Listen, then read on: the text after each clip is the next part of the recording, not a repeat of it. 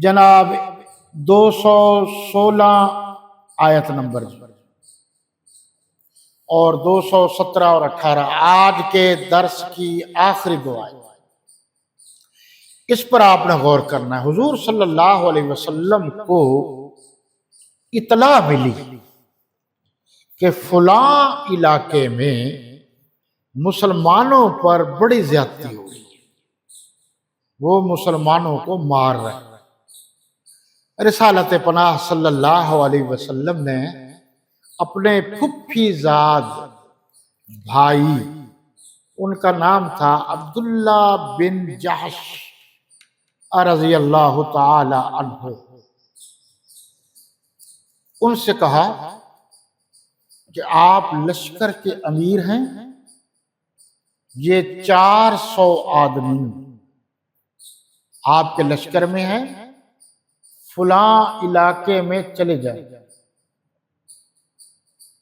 اور ذرا ان کو سبق سکھائیں کہ مسلمانوں پر ظلم کیسے کیا جاتا ہے، یعنی مسلمانوں پر ظلم ہوتا دیکھ کر دوسرے مسلمان تماشائی بن جائیں، اسلام اس کی اجازت نہیں دیتا۔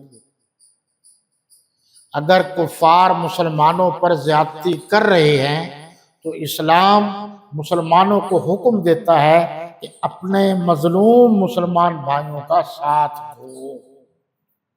یہ پہنچ گئے، اور آپ جانتے ہیں کہ اسلام میں 4 مہینے ایسے ہیں جن میں لڑائی کرنا حرام ہے۔ یہ حضرت ابراہیم علیہ السلام سے سلسلہ ہے۔ ایک تو رجب ہے، ذی-قعدہ، ذوالحجہ، محرم۔ ذی-قعدہ، ذوالحجہ، محرم 3 مہینے یہ، اور رجب 4تھا مہینہ۔ تو جب وہ گئے تو وہ جمادی الثانی تھی، یعنی حضرت عبداللہ بن جحش رضی اللہ تعالیٰ عنہ جب تشریف لے گئے رسالت پناہ رسالت مآب صلی اللہ علیہ وسلم کے حکم پر، تو وہ جمادی الثانی تھی۔ اب وہاں جا کر جب انہوں نے معائنہ کیا، جائزہ لیا، تو کفار نے کہا یہ کون ہے ہمارے معاملات میں دخل دینے والے، ان کی جرت کیسے ہوئی؟ انہوں نے نہ دیکھا نہ تو لڑائی شروع کر دی۔ تو ظاہر بات ہے جب لڑائی شروع ہوئی تو یہ بھی تو لڑنے کے لیے گئے تھے، جہاد کے لیے۔ خوب لڑائی ہوئی۔ جب لڑائی سے فارغ ہوئے تو مسلمانوں نے سمجھا تھا آج کی رات جو ہے وہ 30 کی ہے، 30 جمادی الثانی، اور وہ اتفاق سے تھے 29 کی، یعنی اگلا دن یکم رجب المرجب کا تھا، اور مسلمانوں نے سمجھا کہ نہیں 30 کا ہے۔ اب کفار کو تو اور کچھ نہ ملا، انہوں نے مسلمانوں کے خلاف یہی شور شرابہ شروع کر دیا، پراپگنڈا شروع کر دیا کہ یہ کیا، آپ کہتے ہیں مسلمان بڑے قاعدے اور ضابطے کے پابند ہوتے ہیں، تو انہوں نے تو پابندی کی نہیں ہے، یہ تو آ کے لڑ پڑے ہیں۔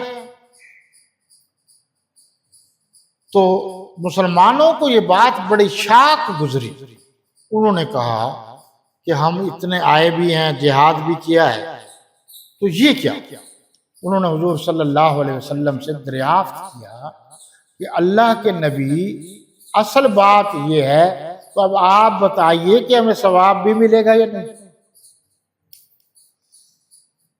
تو اللہ تبارک و تعالی کو یہ بات بھی پسند آ گئی، تو قرآن میں اس کا جواب دیا کہ آپ کی نیت تو خالص تھی، آپ بالکل صحیح گئے تھے، لیکن جو آپ پر اعتراض کر رہے ہیں، انہوں نے جب مہاجرین کو نکالا تھا اس وقت ان کو یہ حرام مہینے جن میں جنگ نہیں کرنی یہ یاد نہیں تھے؟ اہل اللہ کو مسجدوں سے نکالا تھا، حدیبیہ سے نکالا تھا، یہ پرانے واقعات ان کو یاد دلائے گئے، اور پھر فرمایا آپ گھبرائیے نہیں، اللہ دلوں کے بھید جانتا ہے، اللہ نے تمہاری محنت اور کوشش کو قبول فرما لیا۔ یہ ایک حدیث شریف اسی ضمن میں یہ مولانا سرفراز خان صفدر رحمۃ اللہ تعالی علیہ نے لکھی ہے، ضرور سنیے۔ آپ نے فرمایا ابصر الناس، کچھ لوگ ایسے ہیں جو زیادہ آنکھوں والے دیکھنے والے، کہ جو لوگوں کے عیبوں کو دیکھتے ہیں، اپنے گریبان میں نہیں جھانکتے۔ آپ نے فرمایا سب سے اچھا وہ ہے جو اپنے عیبوں کو دیکھتا ہے، دوسرے کے عیبوں پر پردہ ڈالتا ہے۔ ایک حد عیب بھی ایک حد تک پردہ ڈالنا، حد سے بڑھ جائے تو پھر نہیں۔ اور اسی جگہ والفتنۃ اکبر من القتل بھی ہے، والفتنۃ اشد من القتل بھی ہے۔ فتنہ کیا؟ ایک شرک ہے۔ اللہ کے نبی نے فرمایا کہ جو لوگ آپ کو یہ طعنہ دے رہے مہینے کا، وہ تو مشرک ہیں، وہ شرک کرتے ہیں، ان کو اپنا شرک کرنا فتنہ یاد نہیں ہے، اور تمہاری یہ چھوٹی چھوٹی باتیں یاد ہیں۔ تم تو اپنے دفاع کے لیے لڑے، کیونکہ انہوں نے آ کر آپ سے لڑائی شروع کر دی۔ حضور صلی اللہ علیہ وسلم نے فرمایا وہ شخص بڑا بدبخت ہے جو فتنوں کو جگاتا ہے۔ اگر کوئی فتنہ سویا ہوا ہے، کوئی بات چھپی ہوئی ہے، اس کو ننگا کرتا ہے اور مسلمانوں کے درمیان تفریق پیدا کرتا ہے، لڑوائیاں کراتا ہے، لڑائیاں جھگڑے۔ فرمایا وَلَا يُزَالُونَ يُقَاتِلُونَكُمْ، یہ غلط بات ہے، ہمیشہ ہمیشہ کے لیے یہ برباد ہو جائے گا۔ ایک بات، ایک ہے لفظ مرتد، آپ نے سنا ہوگا، یہ اچھی طرح ذہن میں رکھ لیجئے، قادیانیوں کو بھی مرتد کہا جاتا ہے۔ ایک ہے کافر، ایک ہے منافق، اور ایک ہے مرتد۔ منافق دو نمبر، ادھر کی ادھر لگاتا ہے، ادھر کی ادھر لگاتا ہے، مسلمانوں کے ساتھ ہے تو مسلمان ہے، یہودیوں کے ساتھ بیٹھا یہودی ہے، عیسائیوں کے ساتھ بیٹھا عیسائی ہے، شیعوں کے ساتھ بیٹھا شیعہ ہے، مرزائیوں کے ساتھ بیٹھا مرزائی ہے۔ اور ایک ہے مرتد، کیا مطلب؟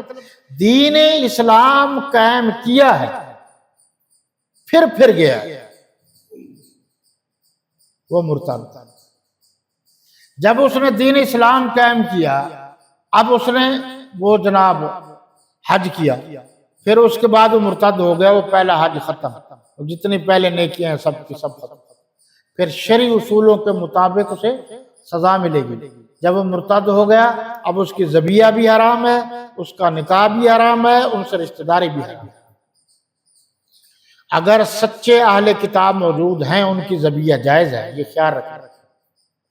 اہل کتاب کی ذبیحہ تمام علماء کے نزدیک جائز ہے، لیکن اب اہل کتاب رہے نہیں، تو احتیاط کا تقاضا یہ ہے کہ صحیح العقیدہ سچے کھرے مسلمان سے کی ذبیحہ جو ہے، یعنی ان کی دکان سے گوشت وغیرہ لیا جائے، یا خود ذبح کیا جائے، یا اپنے سامنے ذبح کرایا جائے۔ جہاں مشکوک ہو کہ یہ دکان قادیانی کی ہے اور گوشت کی دکان ہے، کسائی ہے، تو وہاں سے نہ لیا جائے۔ جہاں پتہ ہو کہ یہ شیعوں کی دکان ہے، کسائی، تو اس سے گوشت نہ لیا جائے۔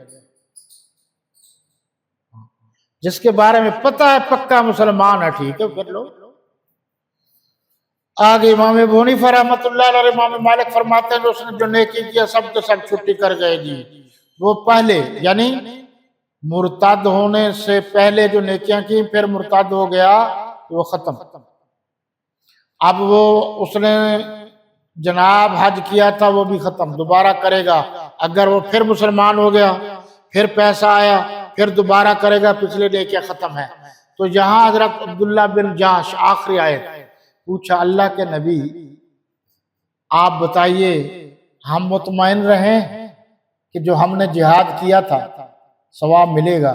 اللہ کے نبی نے فرمایا یقیناً ملے گا، اور اللہ واللہ غفور رحیم، اللہ بخشنے والا مہربان ہے۔ حیات باقی، ملاقات باقی، وما علینا الا البلاغ۔